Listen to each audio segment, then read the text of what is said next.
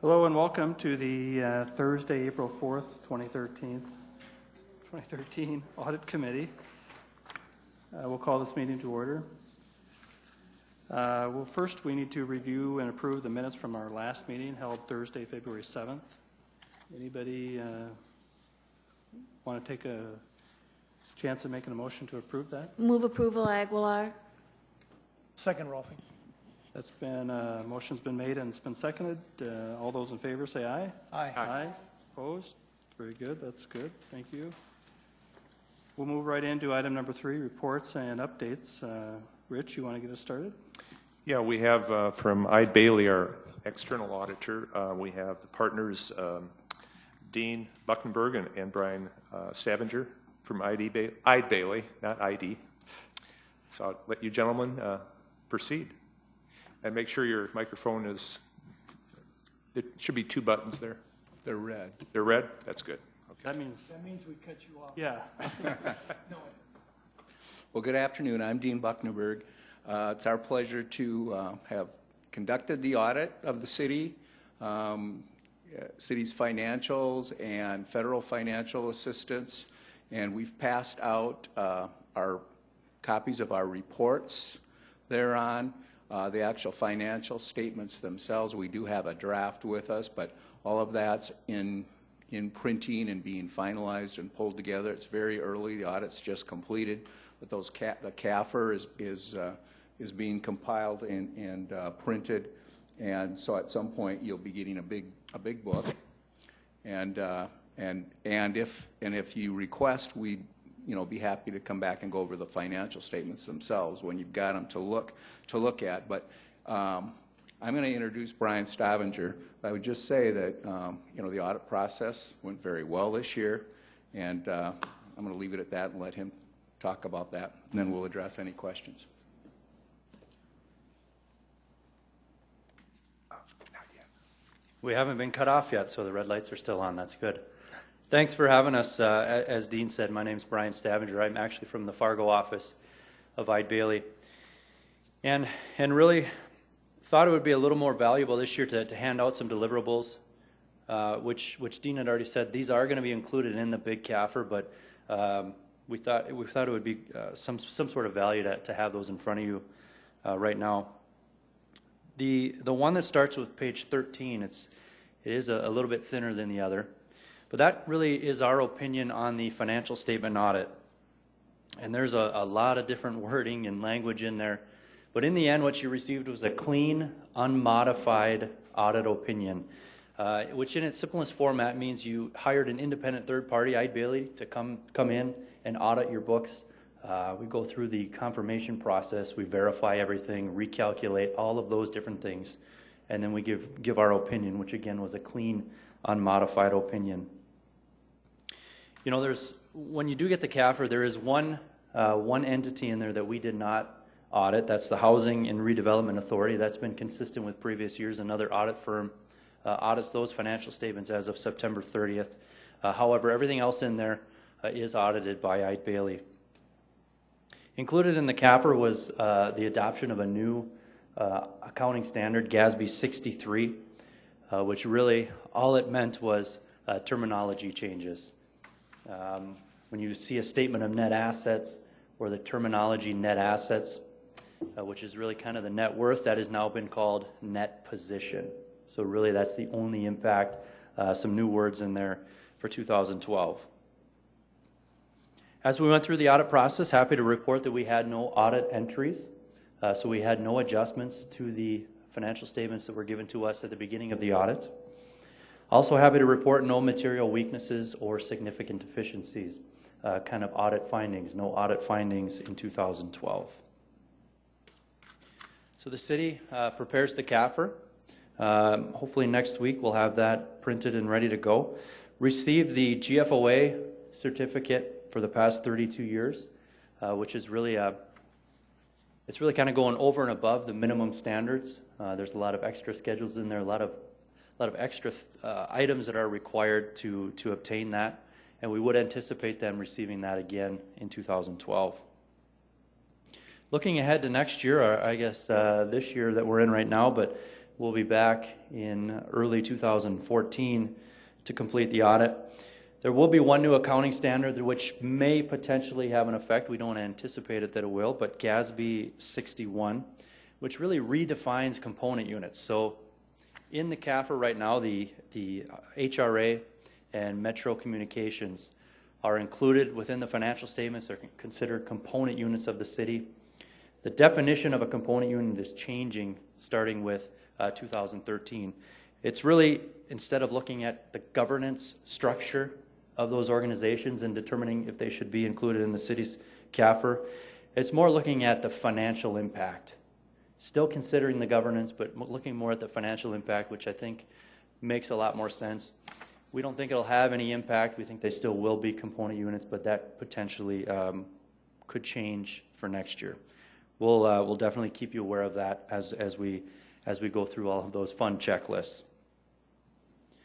The second document in front of you, starting with page 137 on the bottom, that really is addressing, I guess the first two pages are addressing if we did have any audit findings, which we didn't.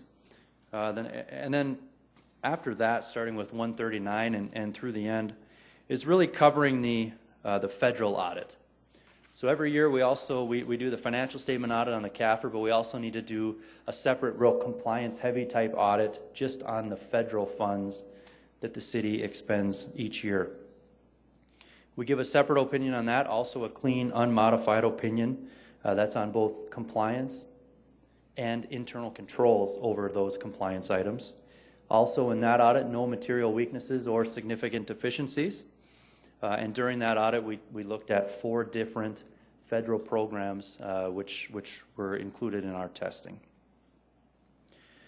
So, with that, really want to make sure we thank the entire finance department. This year's audit, I think, went very, very well, very smooth. We had a meeting in the fall to kind of discuss the process and how we could potentially modify it a little bit to make it go a little better. And I think it went a lot better for both the city and for us as auditors. Rich, you and your team are very, very helpful. Really, just keep us up to date on what you're up to. And you were included in that meeting this fall. So we're aware of what's going on. We get all of their reports and helps us plan our audit process. So with that, any questions or comments for us regarding the 2012 audit? Any questions for Brian? Councilor Rolfing.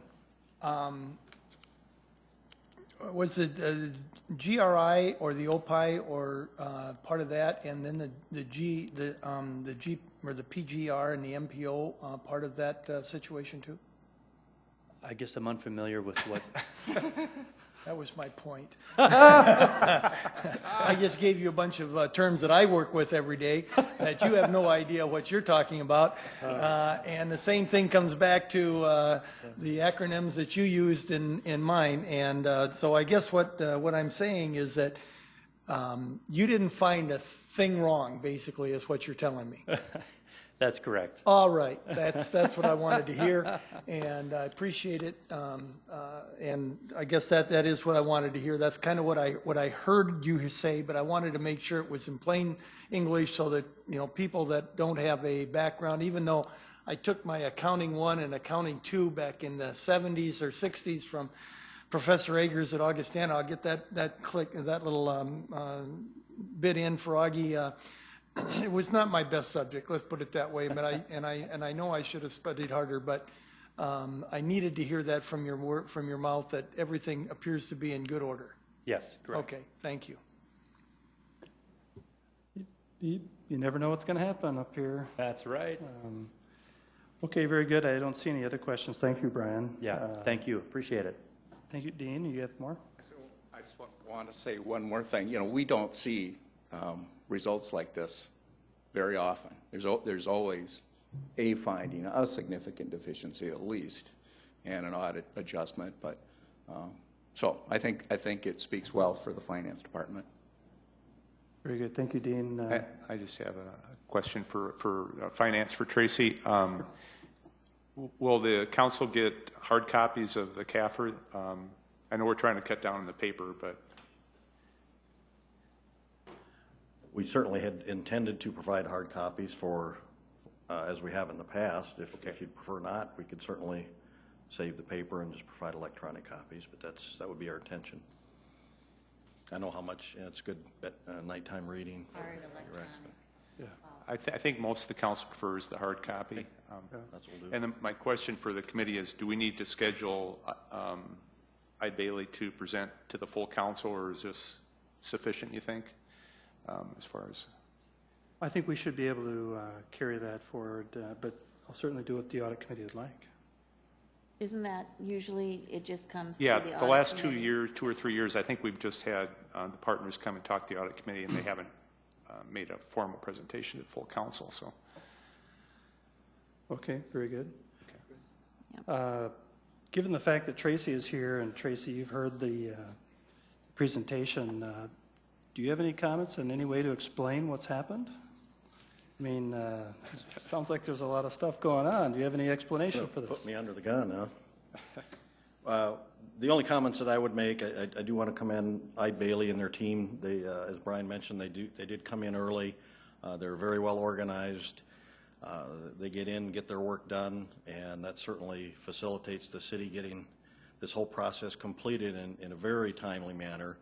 Not many municipalities, particularly of our size or larger, or really of any size, get their audited financial statements out this quickly after the end of a fiscal year. That's really, might be fairly common in the private world, but in the world of government audits, it's lightning fast. So that's certainly due in large part to the auditors that we do have, but we've got a great staff in the finance department. Dwayne Hatch is here. He's really kind of the lead person in putting the CAFR together. He gets a lot of support from Ann Bowden in the finance office as well. So, but it's really a team effort, and they do a lot of good work and work well with the Ide Bailey team and do an excellent job. I'm proud of them. Could you do a better job of introducing Dwayne? Sure. Dwayne, you want to just raise your hand or nod your head or something? Okay. Yeah, Dwayne does a great job. He's been with the city for many, many years, and we really depend heavily on him. Yeah, Dwayne. To put all this together. Did I not say Dwayne? No, I wanted to make sure I heard it right. Okay. Yeah, just a matter of fact, Dwayne and I started in the finance department the same year, 1984. So It's like we've known each other a long time. So looks like Dwayne's done a better job of holding on to his hair. All right, I'll leave it alone. I'm sorry. Well, again, thank you to Tracy and your department, and to Ide Bailey and your work. We'll look forward to the CAFR when we get that. Okay, that's just a report. No approval is needed for that. I don't believe so. I don't think we have in the past. But, Okay, very good. We'll move on to then item B, follow-up status on the audit recommendations. Yeah, that was as part of our audit standards, we're required to have some sort of mechanism in place for following up on all these audit recommendations that we come up with. So we went back to the 2011 audit reports and went through the various recommendations. Basically, the methodology is that the directors or management self-report. We normally just ask them what's the status, or if we already know what the status is, we don't have to follow up. When we go back and actually do an audit of a department, like we did with water last year, we had done I think a water audit in 2008, and at that time we'll actually do a little more digging on the status of the audit recommendation. So this is more self-reporting. And in some cases, audit recommendations aren't easy to implement. Sometimes they take years. Sometimes there might be a software issue. It might be a case of personnel issues, hiring people, that sort of thing. But generally, I think that the trend that we see is most of our audit recommendations are agreed to. Most of them are implemented timely. Obviously, you're not going to get 100% of your audit recommendations agreed to and implemented quickly. That's just not the real world. But we're very pleased with the attitude of management. We see good progress in a lot of these things. And just in some cases, management will implement something that maybe wasn't exactly what we recommended, but it represented positive change. and they're ultimately responsible for their departments. As auditors, we simply make recommendations. So pleased with the status of a lot of these recommendations. We see good progress, and if there's any specific questions, I'll be happy to try and answer those. Any questions on this report for Rich or any staff? Councilor Aguilar.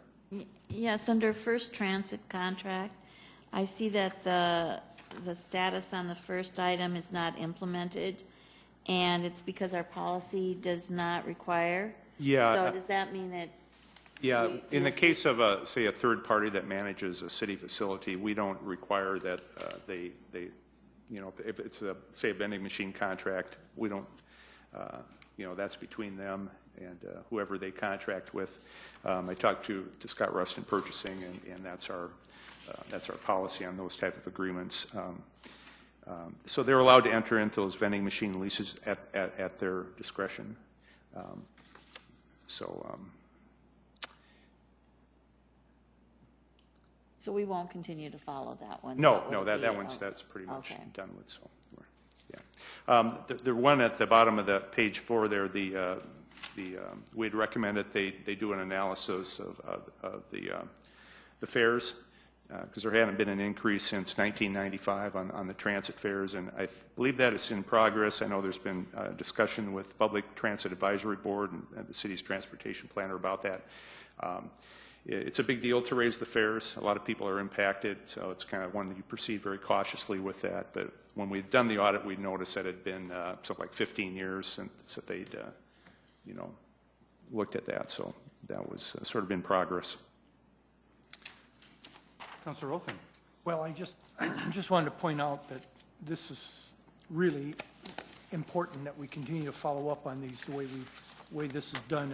I noticed the sand thing on the sand bid is not implemented either from the street department. Yeah, they had not really agreed to that. So, but that was just our recommendation. But you know, as far as the GPS, I talked, or Galen, we had that discussion, and that there's a discussion with vendors. I understand right now, putting the GPS equipment on the equipment. I think that'd be a good thing. They have formal policies now for their major activities, and Galen provided examples of that to me. A lot of good things are happening. Yeah, a lot of good things are happening. A lot of progress is being made. And sometimes it takes a while. Sometimes, for example, the performing that analysis of the motor graders, you know, whether we have the right mix of machines that we own, machines that we lease, and then contractors, the kind of those 3 items. Galen said, well, we'll kind of wait until after the election in 2014 and revisit that. Sense, right? Yeah, because right now they have a certain mix of equipment, and they've done an analysis to try and come up, well, what's the right number of machines we should own? Right. It's always important to inspect what you expect. Yeah. So, thank you. Okay. One thing I think it's worth noting is that the recommendations by the audit committee and the audit during the audit reports are just that, recommendations. And what I think we've experienced is that the administration and staff have taken those recommendations very seriously and responded, and it hasn't required the council to take further action and form some policy change. Yeah. So I think it's a good sign. And if we did come across a situation where we thought there was a serious risk to the city, and we felt like the management was not mitigating that risk, then we try to have the audit committee resolve that issue. We haven't really run into that before, but that's under the auditing standards, that's what you're supposed to do. If there's something that's really a big deal in our opinion, and we don't feel management is addressing it, and it presents a risk to the city, then we'd say, audit committee, okay, well, do we just we accept the risk? You know, we try to let the audit committee step in at that point. We really haven't had to do that, so that I think that's good. So. Right. If I just recall, recently we had a counselor bring up the contract with Wayne Township, or the issue there, the lack of a contract or something, right, with the fire protection, and that recently went through the council, and contract was reached, and that's a great solution that this body did play a role in. But Councilor Rolfing, did you want Galen Huber to talk about that Okay, sweet goods. Okay. Any other questions or concerns, issues, anything? All right, then I take a motion to approve. So moved, Rolfing. Second Aguilar. Been motioned and seconded. All those in favor say aye. Aye. Aye. Opposed? Very good, thank you. Move on to the next item, the street division purchasing audit. Yes, that was on our annual audit plan. That had been a request of Public Works to put that on the plan. Galen Huber from Street is here if there's any questions, but I'll let Danette brief you on the audit report since she performed the audit. So, as Rich said, this was part of the 2013 annual audit plan and was a request of Public Works, not because there was any issues or anything that they were majorly concerned about. They just wanted to make sure they were doing the right process since it had been in place for several years, and they just wanted to make sure that they were in compliance with everything for the city. And so as part of the audit, we reviewed the city policies and procedures as they existed in January, as well as reviewing a sample of requisitions and purchases for the 2012 and all the documentation that went with that. And as a result of that, I did find that they are currently following all policies and procedures for the city along with the state of South Dakota. Just had 2 recommendations, not that there was any findings. Again, these are just recommendations for just enhancing how things are processed. The first is that there's a place in the accounting software for state and city contract numbers to be entered, and this is just for follow-up purposes if you need to look into them for audit purposes or from the purchasing side.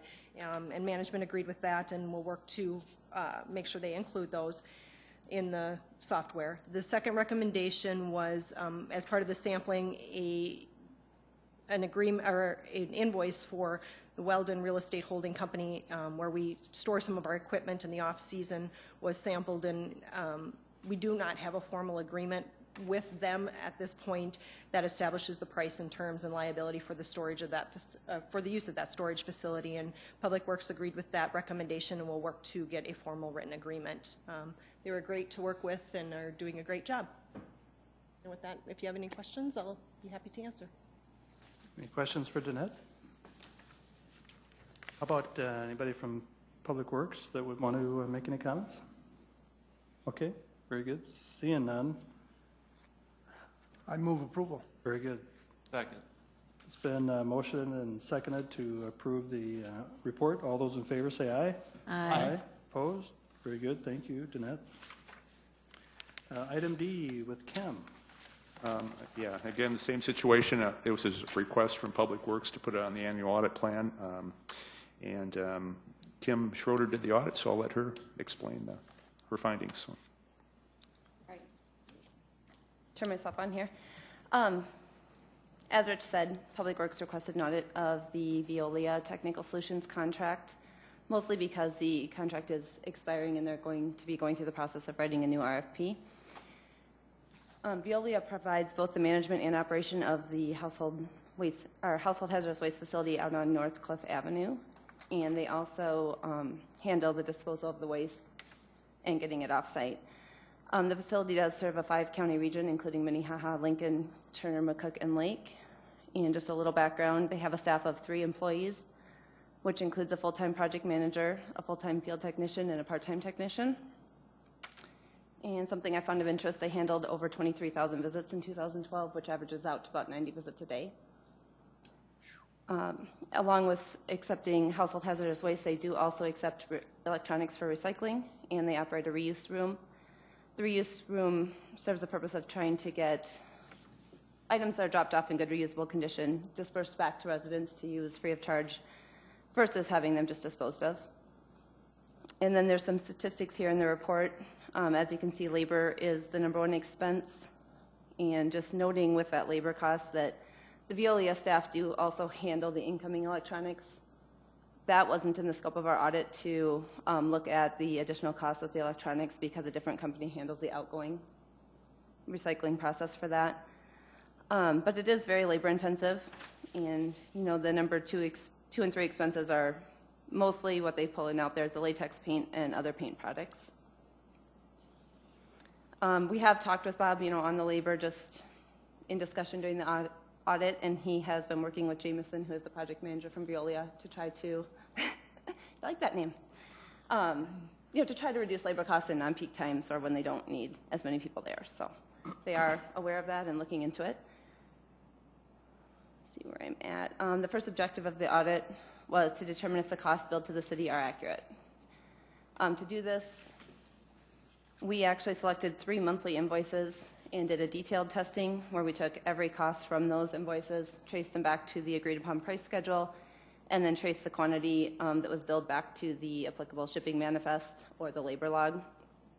And during our audit of those 3 months, we found no errors in the monthly billings, so we have no findings in this report. Our second objective was to look over the 2007 RFP to look for different areas where unforeseen costs could arise. And this was Bob's request that we look at that. We do have a couple of recommendations that came out of that, just due to some vague language. We recommend that they, in the upcoming RFP, contain a disposal cost sheet to be filled out by each potential contractor. At a minimum, we'd want that to list the actual container size and unit cost for each of the different waste streams. That way, costs can be prorated and easily compared from each bid, and it will help out the selection process. The reason for this, the previous RFP was very vague. It stated for contractors to submit their cost sheet. The current price schedule contains things such as drum or tote, and then a unit cost.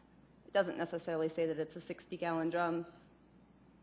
So if a contractor were to all of a sudden switch down to a 40-gallon drum and bill at the same cost, the city would have no actual documentation to go back and, fight that increased cost. Our second recommendation addresses items that were in the price schedule listed as CBC or case-by-case items. The household hazardous waste facility does accept certain items. I give an example of ammunition, which happen to have highly variable disposal costs throughout the year. And they have to accept certain items which are unforeseen. If someone brings out a volatile chemical and they don't feel it's safe for that person to leave with that, they accept it, and then they have to determine a price of disposal after the fact. So case-by-case items are going to happen. The reason we have this recommendation is the previous RFP didn't necessarily contain language addressing those items. So we just think we should be proactive about it, address the case-by-case items. For example, we could state that we'll be responsible for actual costs plus a certain percentage overhead to avoid contractors inflating costs on those items. Currently, we pay actual costs, but we don't ever see anything from the disposal facility to substantiate the cost. We're trusting the contractor that we have an agreement with, so there's just room for problems, and I think if we clarify it, it'll be good. So Bob and the rest of management seemed to agree with all of the recommendations. I lost my spot here. But all in all, the audit went well. Everyone was good to work with, and thank them for accommodating us. And I'll leave it open to questions. Any questions for Kim? I didn't see either any of the, I did have a chance to go drop a TV off one time in some paint, and I wound up calling out there, and this guy answers, his name was Jameson. I'm like, do I have a relative that works there? And, but anyway, the process went very good, and just from a consumer's point of view, not such an audit perspective, but from a consumer. And Bob, I see you. Would you have any comments or want to make any comments to us? Doesn't sound like we have any questions. Yeah, no, I'd like to make a comment. Take this opportunity to thank the auditing committee team for this. They were very professional, very thorough. This is a very technical area to review, and I have to compliment Kim. She really came on quick on her understanding the different products and laying it out in a very understandable manner. So I wanted to thank them. They just were great to work with, and it's a great tool and asset for us that most managers don't have that resource time to devote to that, and just wanted to thank them for their efforts. So. Who is with you? And with me today is Jameson. So, All right. from our contractor, and this is going to be very valuable to us to write our next major contract on this facility. So thank you. Thank you, Bob. Okay, anything else there? If not, We'll look for a motion on that item. Move approval, Aguilar. Second, Forbes. Okay, very good. It's been, motion's been made and it's been seconded. All those in favor say aye. Aye. Opposed? Very good, thank you. Item E, contract monitoring. Rich, is that you? Yeah, last couple of years now, we've had contract monitoring as a item in our annual audit plan, and what we're talking about is the contracts that we monitored were city facilities that are managed by an outside company or a nonprofit. Examples would be the Washington Pavilion, where the city owns the building, and we have a contract or an agreement with Washington Pavilion Management to run it. Another example would be the Great Plains Zoo, SMG with the Event Center, Dakota Golf Management with golf courses, et cetera. So we have a number of these management agreements, and what we did is we would verify do we have the insurance certificates that are required, or the monthly reports being submitted to finance, does the director that's assigned as a liaison understand the agreement, et cetera, and then we make a report to the council. I've met with David Bixler, the council budget analyst, and we kind of talked about this, and it's kind of my opinion, and talking to David, that we kind of want to change that a little bit.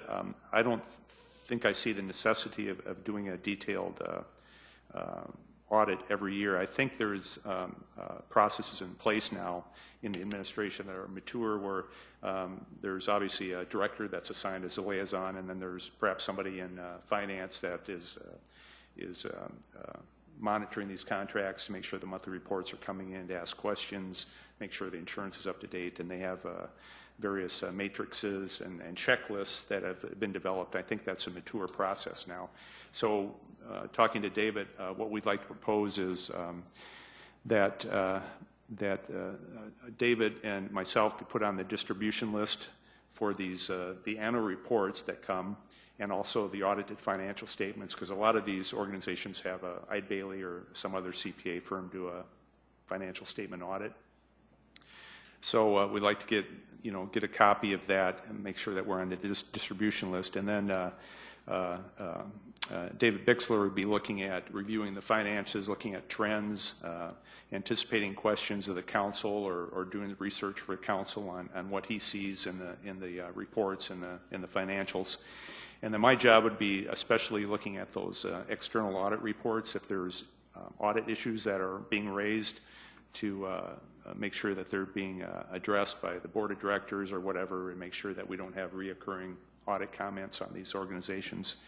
And then also, if David was looking at something and he had a question, that he'd come to me and say, "Does this look right to you? What do you think about this?" And that would be I'd be kind of a resource for him in that area. But it'd be kind of a one-way street, since we're trying to keep me independent. If he had a question, he'd come and ask. And then we want to also ensure between the two of us that the council is getting a presentation at least yearly by the management company, whether that's at the budget hearing in August or sometime during the year at with a 4 o'clock informational. We make sure that somebody from Great Bear or from the pavilion comes before you and presents a report, answers questions, and that the council is satisfied with the information that they're getting. So that's what we're proposing. So we're seeking your approval of that. Mr. Bixler's here. If you have any questions, I'm here. Obviously. Just checking. If you have any concerns about that, or if that's what will be proposed going forward, handling those management agreements. And obviously, on our annual audit plan, we're going to include those agreements. Obviously, when SMG is managing the new event center, we'll put that on our audit plan to look at that agreement. Look at the golf course every so often, the zoo, the pavilion, et cetera. So we're not proposing that we would take that off doing that detailed audit every 3 to 5 years or something, for organizations. That all makes sense? Sound good, everybody? Councilor Rolfing? The 3 to 5 years, I would think that, you know, the bigger ones every 3 years and the other ones every 5 years, something like that. That was a concern that we weren't ever going to do it, but yeah, we need to do that. We would not say it. We're not proposing that we're done doing an audit of SMG or the pavilion or the golf course, but that we wouldn't do that contract monitoring report per se, that this is what we would be doing. Mainly because we think the processes are in place now with the administration for effective contract monitoring. Can you explain a little bit what the contract monitoring process is that the administration has set up? Yeah, I know Tracy's here, but the way I understand it, we have various checklists set up that there's responsibilities assigned, you know, who is the liaison, and then often there's another staff member who's not a director assigned to do certain things, and there's, I think they have a folder on the Insight, or they have some way electronically of sharing this information, make sure the insurance certificates are coming in, the monthly reports if they're required. And I think there's checklists set up so that we don't miss something, that they've gone through the contract saying, well, we need this on this date, every year they need to turn in a list of their of the assets, that they've gone through all their physical assets and make sure they're still there. And then there's somebody making sure that's happening and has a checklist is kind of to remind themselves. And so I think there's procedures in place, internal controls in place to make sure that kind of stuff is going on. And now 5 years ago, we thought it was a little weak, that wasn't always going on. And I think it's much stronger now. So we'll be monitoring that? Yeah, well, we're going to be making sure that the companies are coming before the council on a regular basis to answer questions, that Mr. Bixler is looking at the financial trends and raising questions if necessary. I'll be following up on any of the external audits that are done on these organizations to see if there's any reoccurring audit issues. Typically, with a small organization, the auditors will say, you don't have ideal segregation of duties. Meaning there's an increased fraud risk. Well, then you ask the management company or the board of directors, what are you doing to mitigate that risk? And if you see the same comment in multiple audits, you know that something's wrong, that it's not being addressed, you know.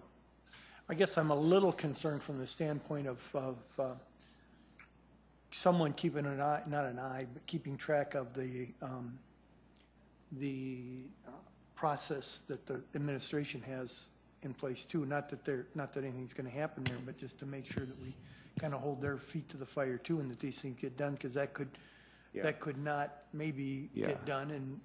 Well, I think if we regularly put these agreements on the annual audit plan, say every year you have at least one, like you said, you know, some of the bigger ones every 3 years or so, that when we do that audit, we'll be looking in more detail of make sure that process that we. Yeah, but do we have access to that whole spreadsheet, shall we say? Yeah, we can easily get access to it. I've seen that. I've seen those checklists. I've seen that. Okay. Yeah. And I would think that would be something maybe Mr. Bixler would kind of keep an eye on, make sure that things aren't getting out of whack, that we've got 2 years that SMG, for instance, hasn't done their insurance, or the golf course hasn't done their insurance, that kind of thing. And it's just a no, and no one's done anything about it, like it's happened before, or the swimming pool vendor, that kind of thing. So anyway, that's just my comment. Councilor Aguilar. Yeah, I think it sounds like a good plan, and frees up Audit to do additional audits. Yeah. And I think that there's enough checks and balances between you and Mr. Bixler that it should work, as long as you said, you audit periodically. Yeah, we aren't proposing that we just quit doing those kind of audits, you know, periodically. I think that'd be a bad idea. But as far as the, you know, every month or every quarter or every year, making sure that somebody in finance was checking this and they were doing that, I think that may be over auditing, and maybe free up the time for other work that's maybe more important. So. Okay, very good. We'll move on then to open discussion. Any members have any items? Go ahead, Rich. Okay.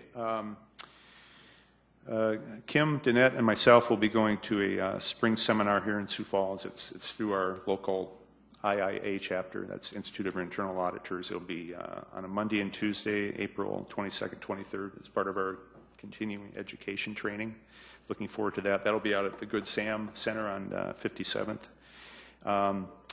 May 5th, which is a Sunday, Danette and I will be in Nashville. You approved that travel request. We'll be doing the peer review workshop all day on that Sunday, and then I'll return Sunday night to Sioux Falls.